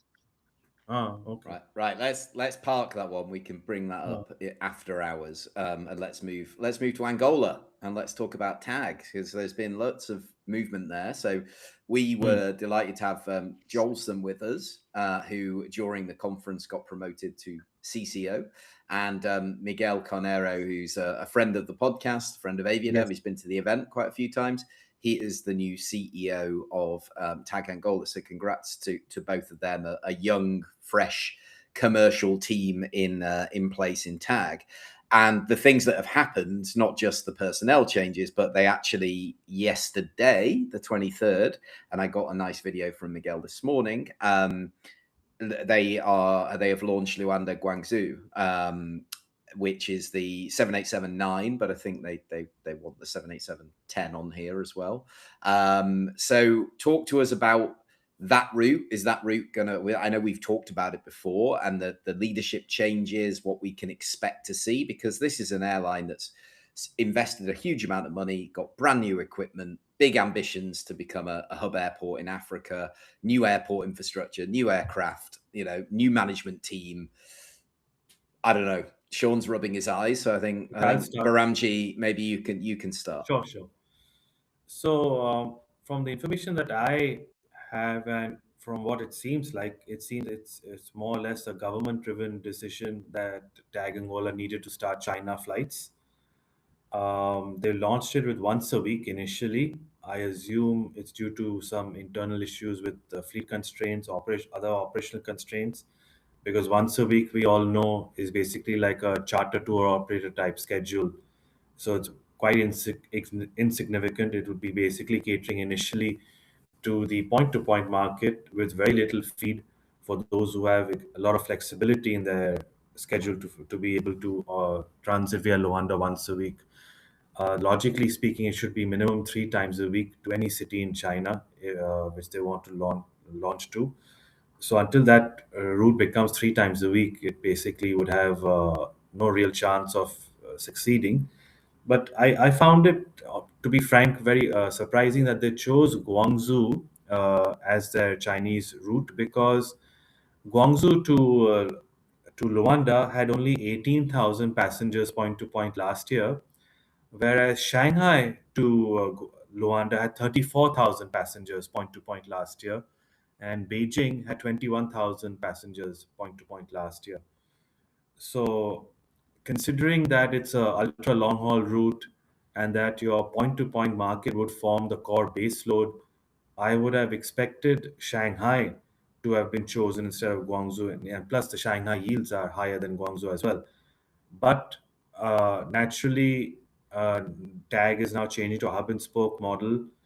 The feeder traffic from the regional network, once that is fully developed, is much higher for Guangzhou from a volume point of view. But as we all know, at the end of the day, it's your point to point market that forms the baseload of an ultra long haul operation. And also for Shanghai, if they did fly to Shanghai instead of Guangzhou, there's much less competition to Shanghai from sub-Saharan Africa, because there's literally no one else except Ethiopian flying to Shanghai. Whereas for Guangzhou, you have Kenya Airways, you have Air Tanzania, you have Ethiopian Airlines. Ethiopian actually is 10 times, 11 times, 12 times a week. So you have that extra layer of competition to deal with, whereas for Shanghai you don't. So, but at the end of the day, as long as it's once a week, it does not have a real chance of succeeding. It has to increase the frequencies to make it competitive, as well as to gain some travel agent interest. So that's my short take on the matter. But it seems to be largely government driven for this flight to operate. Now, regarding to the 787-10, um, it could fly it from Luanda to Guangzhou without any payload issues, but it would be interesting to see Guangzhou to Luanda on a 787-10, because it's about just over 14 hours, if I'm not mistaken, and that is the borderline cutoff of the 787-10, provided TAG has the IGW version, because these Dash 10s are ex-Vietnam Airlines planes, 24J, 343Y. So I don't know if the 787-10, the ones that TAG have, can actually fly that route non-stop with a full payload of baggage and cargo, because there will majority of the passengers flying from Guangzhou to Luanda would have 3 suitcases minimum. And I say minimum 3 suitcases. So let's see how it goes. All right. Sean? My comment is we are wasting our time trying to give commercial justification to a route that we opened by saying is not driven by commercial reasoning. The only reason why I can probably think why Guangzhou is chosen other than the others is, number one, slots are easier in Guangzhou than in Shanghai. And number two, Lagos to Guangzhou is growing incredibly fast. And obviously, TAG is doubling down in the Lagos market and trying to create connectivity from Lagos to Luanda and onward to the world. So that's the only potential reason why I could say why Guangzhou was chosen instead of Shanghai. But is this a smart idea? No, it's not. But, pressures are in a government airline. And I will say this about TAG's new management. I'm not a fan of the new CEO personally, but professionally, he's as competent as pretty much any other airline CEO in Africa can be. So he's not going to make stupid decisions. I think we will hopefully see a more data-driven decision approach in the Miguel era there. And, good for him if he does. I wish TAG nothing but the best, because Angola is a country which deserves a lot better air service than it currently has domestically, and as a hub, its location is ideal to provide that link between West, Southern, and Central Africa. There's so much it can do, but hasn't been able to do for a variety of historical reasons. Maybe this is the regime that can change it, but the problems there run very deep, and it not a miracle, but it's going to take a lot of hard work to rehabilitate the image as well as the mindset within the organization. Yeah, the big thing that I'd like to mention. Go on. Yeah. I was going to come to that. I don't know what you're going to say. Okay, go on. Go ahead. I'll come to it. So, no, the first thing to say is the one bit of stability, because I know him personally, is the Minister of Transport. He's been there for a long time, and he's been the consistent person there guiding this airline. And he's very vocal, and he understands and talks about the airline being an economic enabler, not just a standalone thing. So he's aware of that, and he understands it's going to take a lot of investment. So I just think that point's important. And obviously, as you say, Miguel has come from Embry-Riddle, educated. He's got experience. He knows the industry. So I think I'm quite excited about it. But obviously, it depends on what the mandate of the airline is. So what we were going to talk about, of course, is they've got EASA approval on the Dreamliner for Europe. That's what you're going to talk about. So yep. If that's the case, they obviously are going to go to Lisbon. They go to Lisbon, so they're going to put it there. But would they, would Gatwick be on the agenda here, Sean? Look, TAG to Gatwick has been on again, off again since, I think the first time they applied for slots was 2004. So, this is literally one of them. If not every season, every other year, it comes up. TAG to Gatwick will come. No, it's coming. No, it's not. Oh, it's launching. No, it's not launching. So, yeah, let's wait and see. I think one thing we can be assured of is that they're not going back to Madrid. I think that's that phase has passed with the departure of Eduardo. Yes, so there will be other routes, but Madrid will not be one of them. London may be one of them. I think Lisbon and Porto obviously are the bread and butter. But yeah, I think the routes from Angola are east-west right now, and we're seeing an increase in their popularity to South America, especially from Southern Africa and whatever as they go. I know Nairobi to Sao Paulo is a route that I know a couple of people who went to the IATA AGM using TAG and came back from that route. So it's there. I think the east-west is where TAG's real potential is going to lie, rather than the north-south. I think the north-south, they still have an image issue where they're going to need to rehabilitate themselves a bit more before they can really capture markets other than Portugal, where obviously the O&D demand is high. Yeah, which is possible with the new aircraft, new branding, new kind of positioning, new management. It just takes time. It just takes time. Yeah, and I was part of that. The new aircraft are a bit of a dog's breakfast, because they're three different configurations across 4 different airframes. Yeah. So then we've talked around it's not like they have a consistent. We know why, but it's not like your image is getting much of a rehabilitation when today you have premium economy, tomorrow you're all economy, next day you have first class. Yeah. No, it is strange. Also, no, I was just going to say, Behramjee, I did my bit for London because I ran London Marathon and TAG were my big sponsor. So I really wanted, I had TAG across the front here, but I really wanted to put coming soon to London, but they wouldn't let me do that. So, but hopefully that could happen one day. One last thing. You know what? Maybe they could do a TAG to their Lisbon flight. Oh, very nice. Well, I've got a drum roll here somewhere. One thing I would just like to say for Guangzhou, for them to at least increase their load factor in Guangzhou, they need to expand their regional network to include Lubumbashi, Harare, Lusaka, and Entebbe in particular. Lubumbashi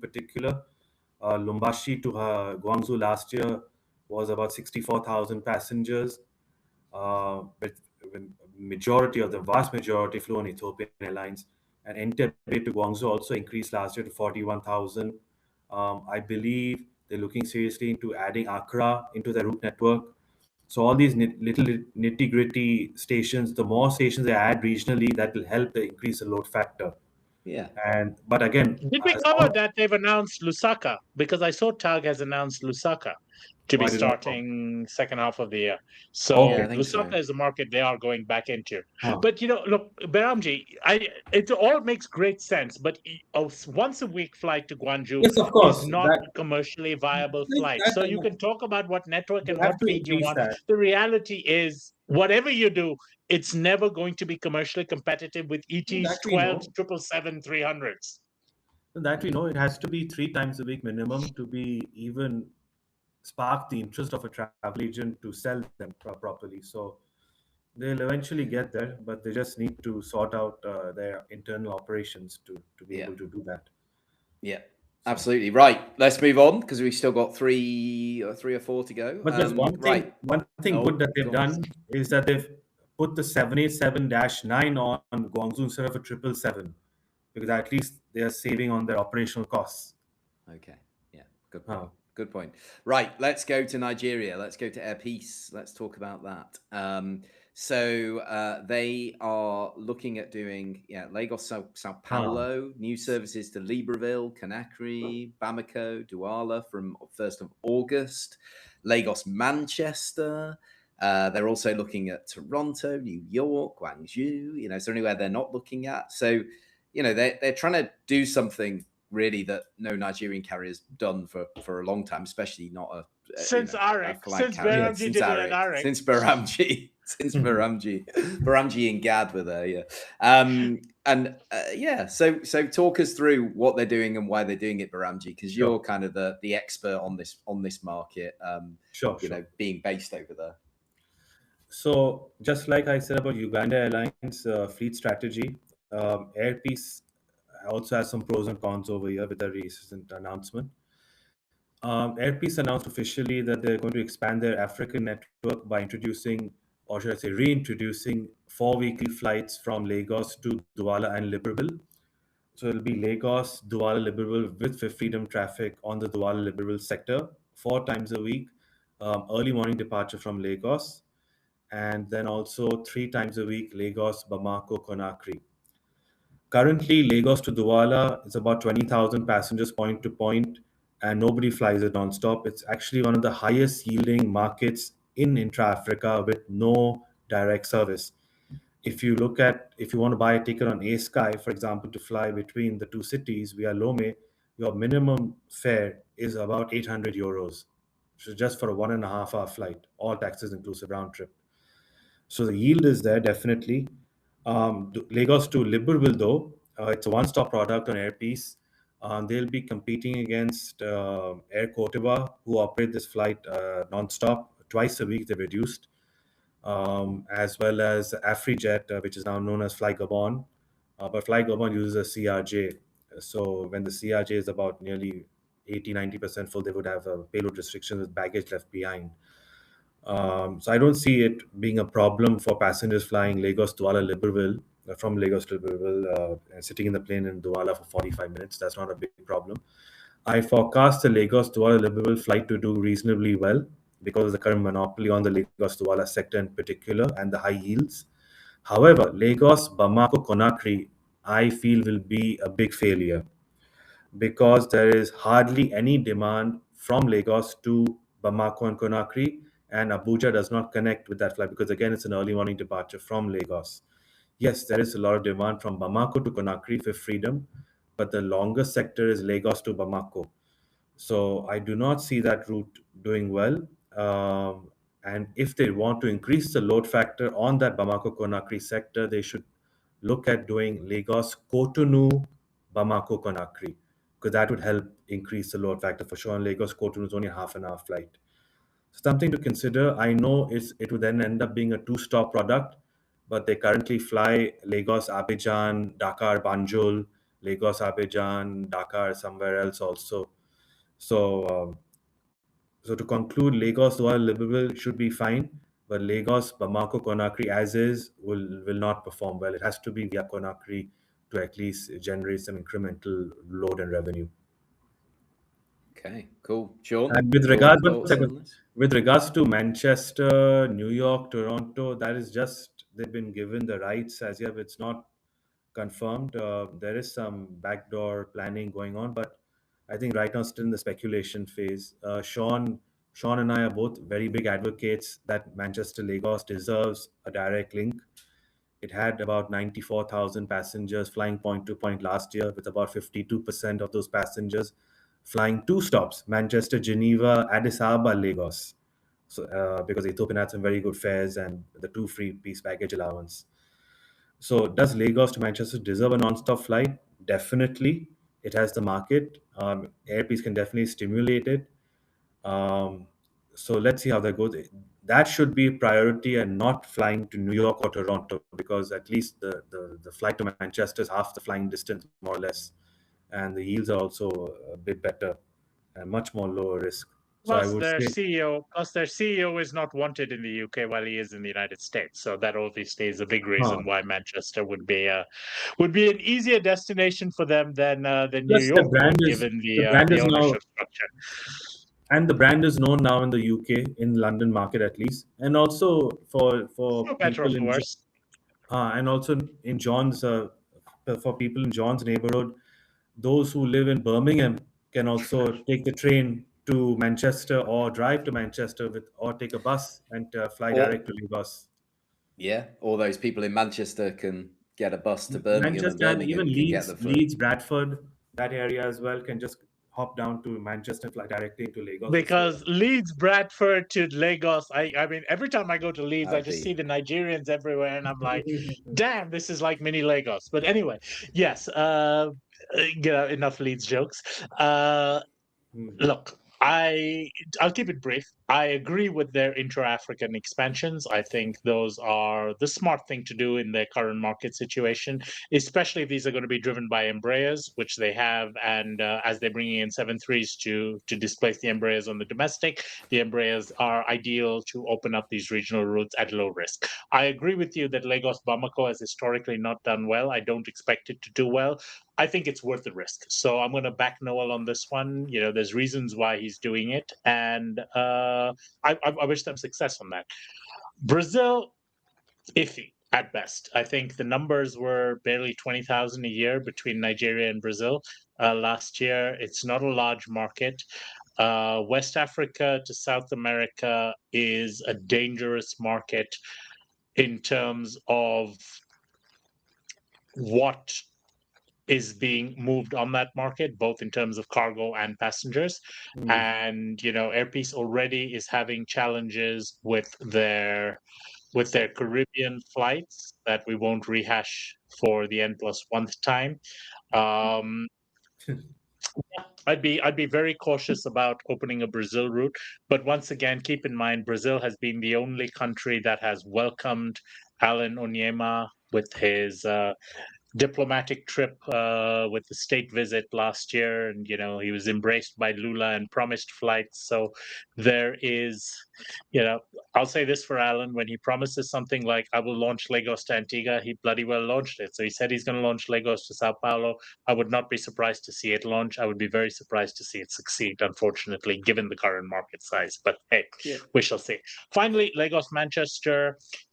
I'm a bit confused at this point right now, because I've been on calls with David Kendrick of the UKC. I knew we'd have multiple Kendrick mentions here, but where I was made aware that the Nigerian bilateral with the UK did not support Manchester as a point of call. However, I have recently been made aware of a MOU, which does indeed allow 7 weekly services by Nigerian carriers into Manchester. So I'm not sure at what point that has changed in the last 3 years or so since I was aware of it. But I do understand from the regulatory standpoint now that most of the hurdles for Airpeace being able to launch that route are significantly reduced. And given that they have reduced their Abuja to London services to 3 weekly now, I think, and I would be an early runner for Route of the Year 2026, if they should announce it for this Christmas season, would be Lagos to Manchester if they do it. And I do expect to see that launch before the end of this year, or at least be announced before the end of this year. It is a market that continues to grow and is ripe for the taking. It's a Harare, London kind of market that is just act. Don't think anymore. Act. The thought, the analysis, everything has been done for you. Pull the trigger and make it happen. They're pulling triggers on a lot of other things. This is where the trigger. Point the gun, pull the trigger. Noel, Alan, Toyin, everybody over there, make it happen. You'll get my nomination for long haul route of the year if you do that. Right. Yes, if even that I would isn't, agree. Manchester is very close to my heart because I follow Lancashire county cricket very well. So in the 1980s. Oh, okay. So in the It's my mouse 1980s, map. yes. So in the 1970s and 80s, Clive Lloyd and Wasim Akram played for Lancashire, and then And I went. I went. playing for Lancashire in the 1970s. No, I said went to- 1970s and 80s. So I said first Clive Lloyd, then Wasim, then they had a full Behramjee, year. I went- Clive I Lloyd went- is I now, went to isn't school Clive with- Lloyd now chairman? I don't know. I don't He know might that. be, but I went to school with Clive Lloyd's son, Jason. He Oh, was okay. at school. He used to bowl at me in the nets and take my Then head they off. had So yeah. Then they had an epic failure with the Ganguly experiment, where then they recovered that with Murali Dharan. Anyway, we're getting off track, but yes, I'm glad that we brought it to cricket. That's good, and I'm glad that I've got my prop with me. That's actually Nick Ashton. And- if you know and Nick this is Ashton, he actually one left of it my behind bucket. once. This is Yeah. actually So one of sorry, my. Nick. It's actually one of my bucket list items. I've not visited Old Trafford Cricket Ground, Oh. and I really wanted to do that in 2016 when I was. You can do a 2-for-1. Cricket and football, they're like 800 meters apart. One more. Yeah. One more anecdote. I actually played on Old Trafford Cricket Ground during an Ashes Test series in the 90s when I was a school kid. Mhm. Our school played quick cricket in the outfield at lunchtime, and I hit a 6 into the crowd, and it was one of the highlights of my. So that would be young life. 1993 or 1997. No, early 93. Yeah, it 93. wouldn't have been 97. Oh, that was born. We went through this before, John. I remember we went through this on a podcast where we looked at the actual scoreboards and when lunch was. We did this before. It was great. So anyway, enough cricket anecdotes. Right, we're going to smash through these last few, but as best we can. So the first one's ASCII, and all of the adjustments intra-African. There's quite a bit though, isn't there, Behramjee? So yes. Look, you've got to go through it as much as you can, but it's all sort of tweaks and changes, right? So you've been across it. Talk us through what they're doing. So ASCII is basically pivoting their intra-Africa route network and focusing on opportunities which are currently very profitable for them, as well as looking at certain new niche routes where they feel being a second carrier would bring in some benefits. Now, due to the issues in Johannesburg, they've seen a drop in their passenger load factor into Johannesburg, as well as Fly Gabon starting Libreville to Joburg, which has not made that Fifth Freedom sector viable. So they've reduced Johannesburg from a daily product to 4 times a week. They've cancelled the Libreville, Johannesburg Fifth Freedom sector, and they've consolidated it to be via Kinshasa.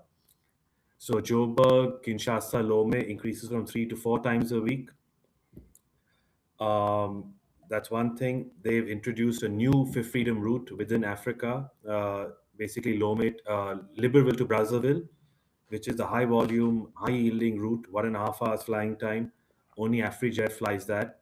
So that's another good opportunity for them because they'll be able to carry all the baggage, which AfriJet cannot on their ATRs. Currently, as far as I know, Dakar and Lagos are their most profitable routes, followed by the Douala and N'Djamena flight. Dakar, they've increased from 9 times a week to double daily operation. It doesn't mean that they've introduced a new hub bank. They're basically flying 2 flights within a few minutes of each other back and forth because Dakar provides a lot of network feed for their intra-Africa flights within West Africa and the CMARC region.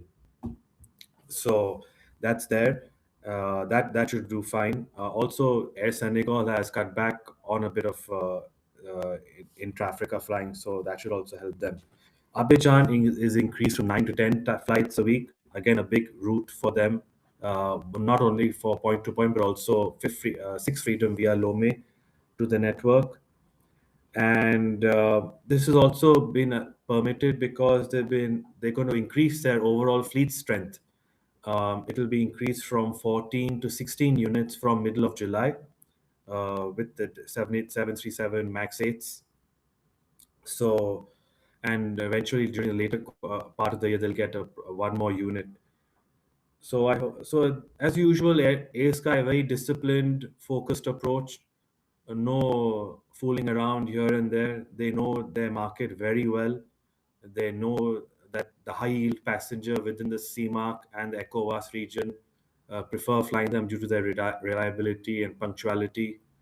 So, and they had no problems and no shame in cutting back Johannesburg because of what has been happening there politically and affecting their passenger load. So yeah, they know what they're doing, and they do it well. You can't, as long as they don't give in to the temptation of getting wide bodies too soon to fly to Paris and other places. It's all good. Yeah, yeah. Anything to add on this one, Sean? Or are you happy with this? I think you covered that pretty well. No, I think I agree with Behramjee's analysis on that. I think the question of Paris, again, to plug my panel at AviaDev, where we had Marshall from the head of commercial at ASTA was on the panel. I asked him directly what are the plans. His basic comment is Paris would probably, in all likelihood, be their first long-haul route, but there's no specific plan to launch Paris in the immediate environment. But also wanted to give a shout out to Esaias, the CEO of AirSky, who really old friend of mine, caught up with him after years in Lomé this week. So I know he's a regular podcast listener. Hi, Esaias. Here's a quick shout out to you. But yeah, other than that, I think the one thing which we have seen, and Behramjee alluded a bit to it, is I think the Lomé hub has now reached its capacity. And I think where we are going to see incremental growth from AirSky now is in strategic tags. And I expect that we will see a little bit more of the changes in which tags are there and a bit more of the focus second daily frequencies to some of these destinations where the focus is going to be more in terms of the Fifth Freedom tag market rather than the OND markets, which will then be served by the direct flight. So you'll see a densification of certain routes rather than expansion of new routes, because quite simply, with the exceptions of maybe a Kumasi, a Kano, and a Nouadhibou, they're serving pretty much every airport in Western Central Africa, which can take a 737 viably. And I do not expect to see Kumasi or Nouadhibou anytime soon, although Kano, by their own admission, is going to be announced You forgot probably one more within the airport. next month or two. Port Harcourt. Okay, Harcourt is on the list, but bilaterally it is constrained at this point of time. Just And Bobo Dioulasso could also be on their list. I mean, certainly there are more which could do it, but in practical terms, it is a very small and shrinking list of viable destinations for them. Okay, right. Last two. Sean's pet and hobby is next, which is Air Tanzania. So what's happening? They are going to start service to Muscat from next month, apparently, in Oman, and they're also putting their 787 into Cape Town. I'm not quite sure. They're talking about this Moscow service. There's a lot going on. And unfortunately, we didn't get a chance to speak to them because unfortunately they didn't show up at AviaDev, which was a bit disappointing, but maybe not that surprising. So yeah, Sean. To be fair, that is exactly how their commercial department runs. They announce a route, they announce a destination, and then they just don't show. He's probably going to show up 2 weeks late, which tends to be how they launch their routes. They announce the start date, and they actually launch it 2 weeks afterwards. So if you check, what you think there's an Air Tanzania commercial team wandering the streets of Gaborone? You never know. Is there a guy named Patrick who showed up? We don't know which Patrick, because their succession of commercial directors seem to be named Patrick. But hey, that's it for that. But yeah, Muscat to Tanzania due to a number of reasons. I mean, is a strong market.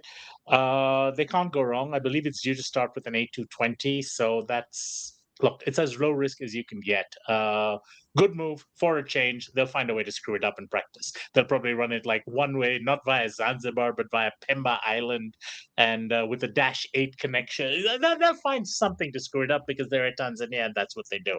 787 to Cape Town, I think, is just it was just a last minute swap. It got the Cape Town spotters very excited. There's all sort of videos of it and getting a water cannon salute and things as such. And big deal. I mean, that's a twice weekly service via Victoria Falls in a triangle. That is the dumbest schedule you could put in to a market that has so much potential, but it's Air Tanzania, so at least they're not running it one way via Zanzibar. Yes, very true. Anything to add, Behramjee, or can we move on from Air Tanzania? I think we've said a lot about them Just over the to months. say, Muscat to Zanzibar, Muscat to Dar es Salaam was 44,000 passengers last year, whereas Muscat to Zanzibar was 38,000. So total market size of 82,000 passengers.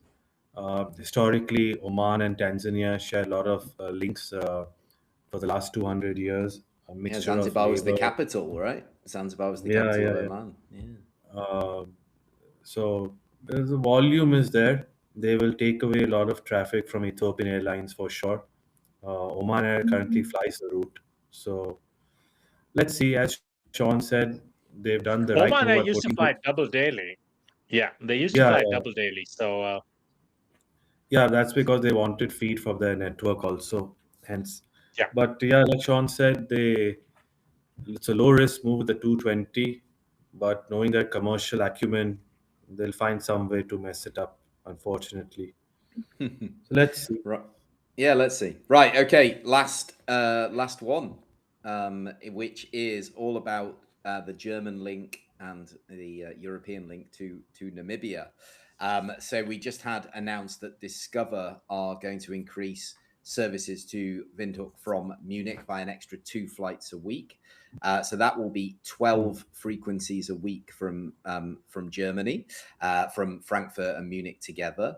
And then there is also Edelweiss that have just launched as well earlier this month, 2 or 3 times a week. I think it's ramping up to in July. So much capacity, 15 flights. And then there's Condor as well that is talking about adding in more capacity. Condor announced. Yeah, no, that's right. Yeah, exactly. So I wanted, because he was on your with you, Sean, obviously, Marco, the CCO, talking about this, and they've said, we've worked with Discover since they launched in 2021. It's been an anchor destination for them. It's been a real good performer, and obviously they're growing this massively.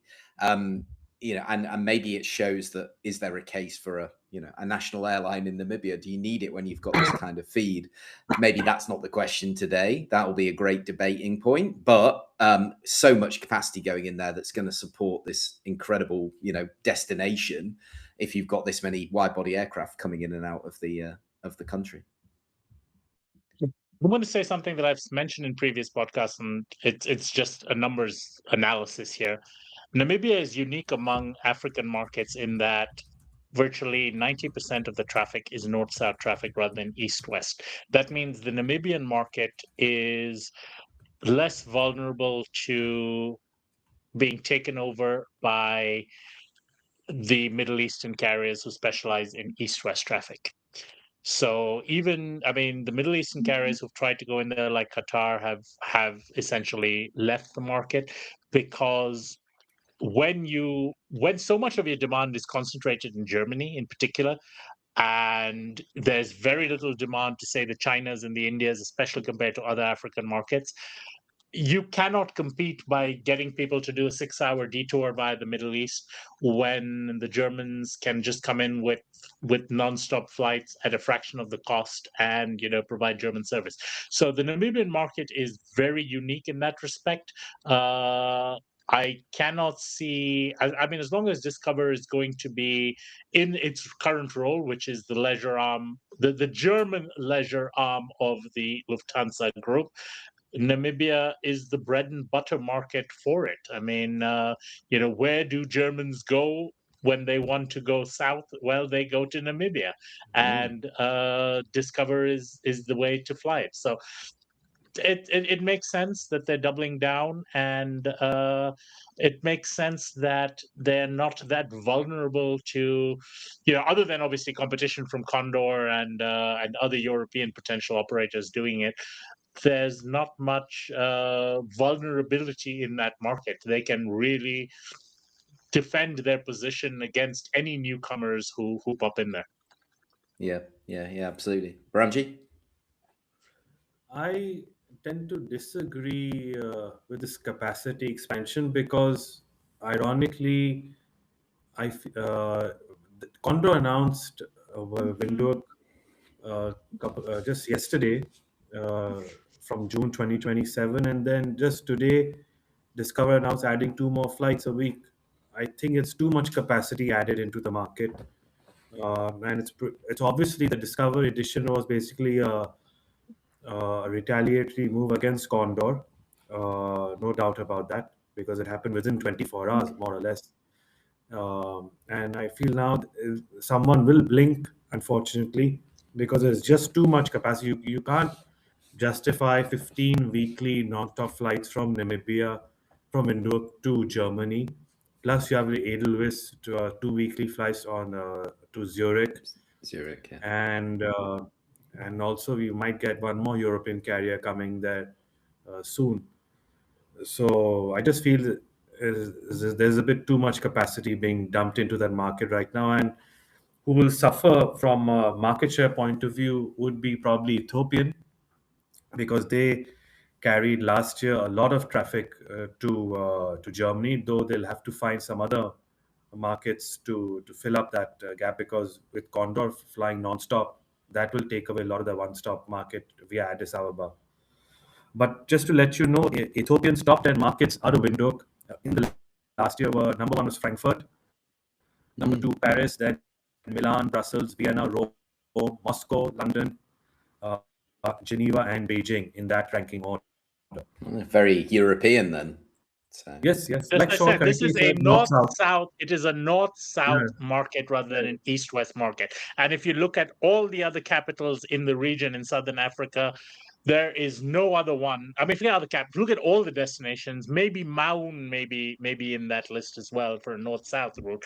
But in terms of what is being deployed into there and being a capital and being just as an entire country, it is virtually 100% north-south traffic. Even Beijing, if you look at the numbers, Beijing versus Frankfurt, I mean, we're not even a tenth of that number in terms of what the numbers are for Beijing and number 10. So it is a very, very unique market in that respect, and that is what is driving this. And I don't disagree with Behramjee. There's a lot of capacity in there, and I think what we will be seeing in all likelihood, especially with Condor, because I don't think Discover is, well, maybe Discover as well. We'll see how that goes. But Condor is not going to be just pushing this as O&D from Germany. Condor has obviously got a larger North American network and stuff.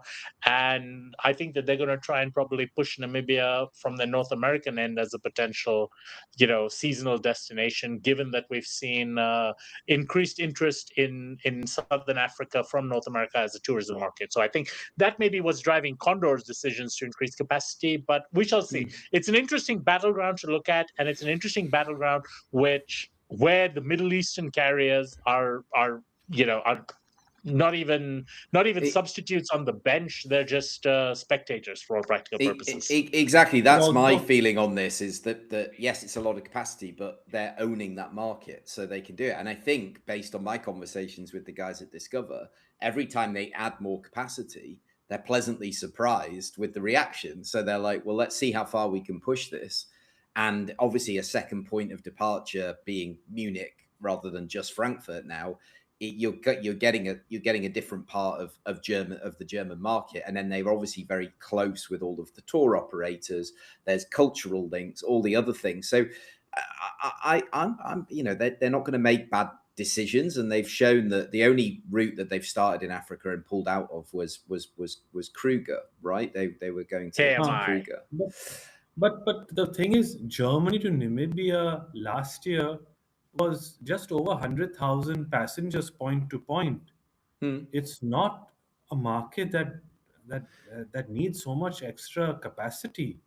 But it's going to, I bet the growth year on year, because the capacity, they'll now be able to sell that. The concern is, can Namibia cope with this number of tourists? And Where is also, everybody going to go? Namibia, I saw on LinkedIn yesterday, the Namibia minister, they revoked visa on arrival for any country that They does did not this allow. 2 years ago. They did this when we were there. 2 years ago, Behramjee. So then This is we nothing did new. AviaDev This is then. just some social media forward that is just resurfaced Okay. 2 years later. They do this all the time.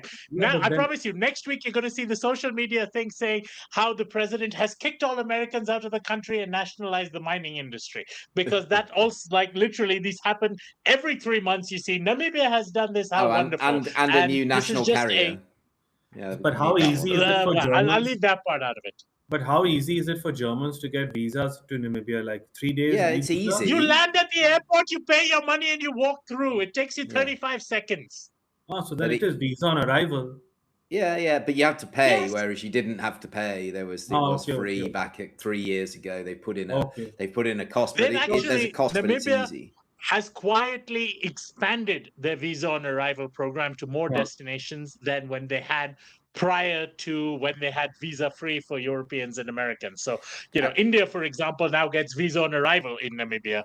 They've expanded it to a number of new points where previously you had to go to an embassy or do an e-visa or whatever else. So Namibia is opening up rather than closing up. Yeah, so then that was it's my not a to cheap Namibia tourism destination. because, credit to them, because this was something that was highlighted to them at AviaDev in Namibia 2 years ago, and they said, you know what, we will lobby for this to happening, and they are making it happen. And I think that the increase in the interest to that is a reflection of this. That's fine. Charge reciprocal fees, but make it easy, and they facilitated it, even if they want to make a bit of money on the side in reciprocity. And it's not going to affect you when you're spending thousands of dollars on a Namibian holiday.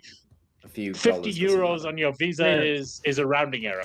I was confused because that post on LinkedIn hinted as though you are not going to get visa on arrival. Behramjee, you are an educated man. Stop following WhatsApp University, please.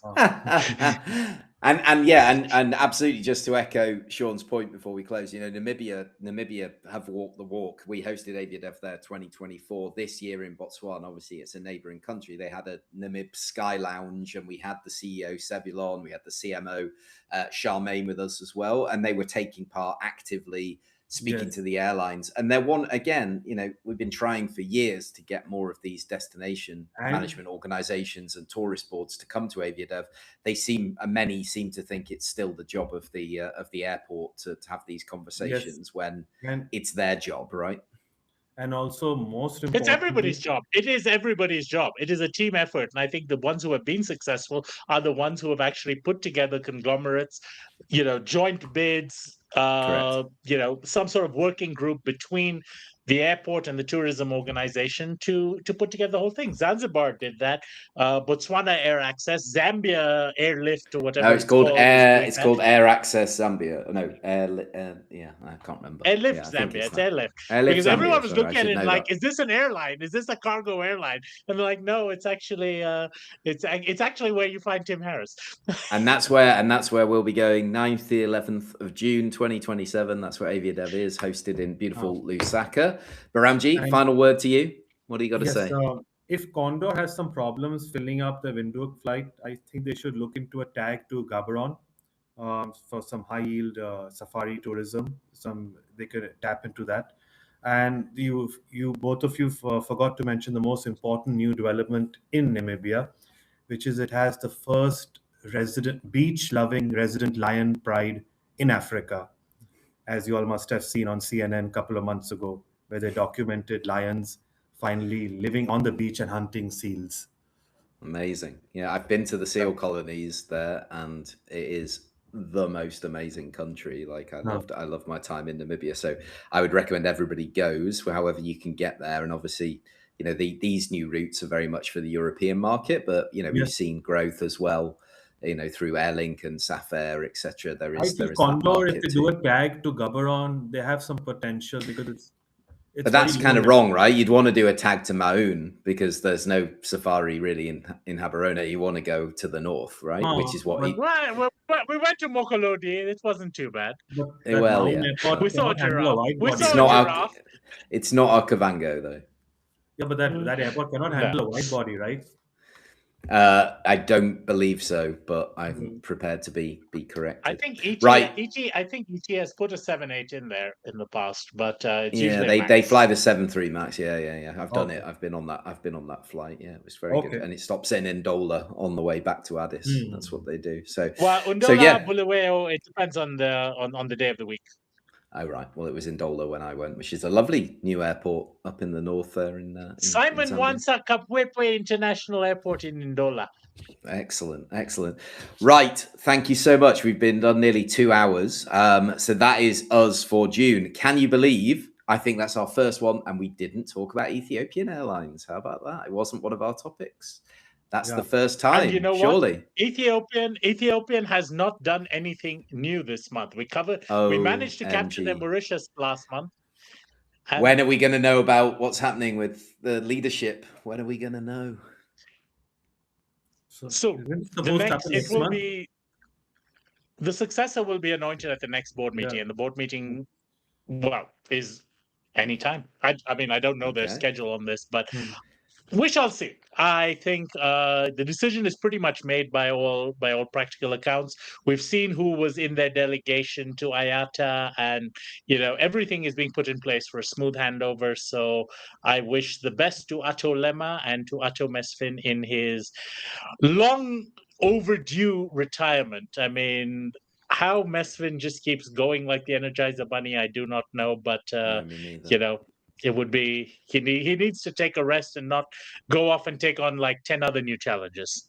Yeah, we will see. So between now and us meeting to do this next month in July, I would like our audience out there, go and check out the AviaDev YouTube channel. We worked really hard. We spent loads of money to professionally record these sessions. It's a personal thing from me, but I get asked by so many people, can I come to the event? And obviously we can't fly people to the event, etc., but we can bring the event to you post event, and it's completely free. It's nice to consume. Go and prove that you really are interested by going to have a look at it. So that's the end of that little rant. And if I can plug one thing, if I can plug one video you're going to watch and you will really enjoy this, even if you're not an aviation fan, watch the big debate between Edmund and Namshla, moderated by Gilbert Kibe. It is worth watching and saving to your playlist. And anytime you want to have a laugh, or anytime you ever call anyone uncle, it is worth. Believe me, you will not regret it. I've watched it 3 times already, and I'll probably watch it a 4th time tonight. Yeah, absolutely brilliant. And also, of course, Aaron's Lifetime Achievement Award, which was good fun as well. We had a few surprises in there, along with Atom Esfin actually getting involved in that. So yeah, go and check those out. Obviously, get on the website, get yourself signed up on the mailing list if you haven't already. Connect with us on LinkedIn if you haven't. That's where you'll find all the stuff that we're doing. I've got a few podcasts coming up over the coming weeks, but we will be back towards the end of July probably for the next one. So yeah, we'll do it all again. And subscribe. Like and subscribe. So we'll play you out with the sting, and we'll see you all very soon after the 2 hour marathon. All right. Cheers, guys. See you soon. Bye-bye.